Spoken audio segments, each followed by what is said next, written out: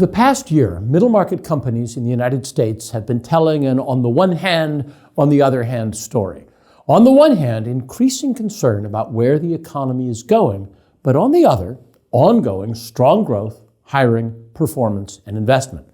With the third quarter of 2019, one of those stories has the upper hand. Every quarter, the National Center for the Middle Market surveys 1,000 middle market leaders to produce our middle market indicator. The MMI is a pulse check for companies with sales between $10 million and $1 billion a year. This is the middle market. It accounts for about the middle third of private sector employment and GDP. The numbers I'm about to share were collected in the first half of September 2019. The big story, a significant drop in growth for middle market companies. Growth in revenues, growth in hiring. Revenue growth fell from an 8.5% annual rate last quarter to 5.8%. And hiring, which last quarter was at a 6.4% rate, fell to 4.1%. Those are big declines. To put them in context, let's look at the long-term trend for middle market revenue and job growth. This quarter's top-line growth rate is the lowest since the end of 2013. The jobs number is the lowest growth rate since 2016, and both are below the long-term average for the MMI. Now, if you dig inside these numbers, you'll discover that the proportion of companies that are growing has declined also, and fewer companies are growing fast.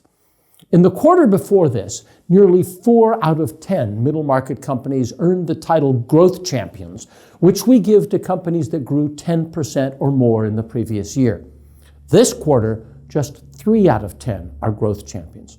In fact, there's an equal number of Growth Champions and companies where revenue fell or was flat. This slower growth comes after several quarters, a year and a half, in which, though performance stayed strong, we saw economic confidence deteriorate, particularly confidence in the global economy, which has been sapped by Brexit, slowing growth in China, the impact of tariffs and trade war, and general uncertainty.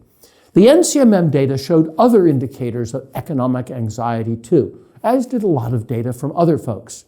But for the last year or more, middle market companies and middle market leaders focused on their strong performance and their strong order pipelines.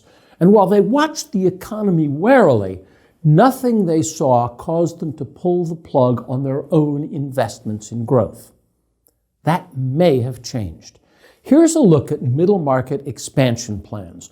We're looking at 4 quarters worth of data about plans for 5 kinds of expansion.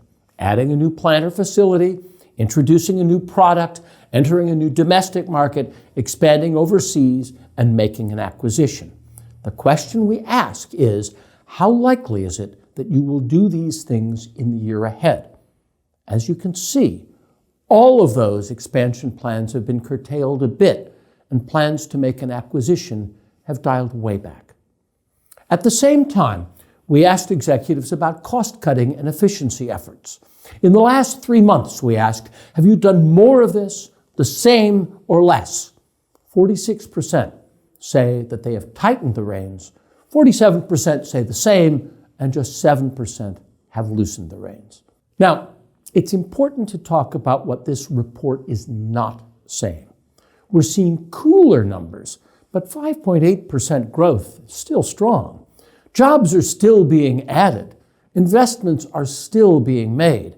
And by a big margin, middle market companies are still outperforming both the big companies in the S&P 500 and small business.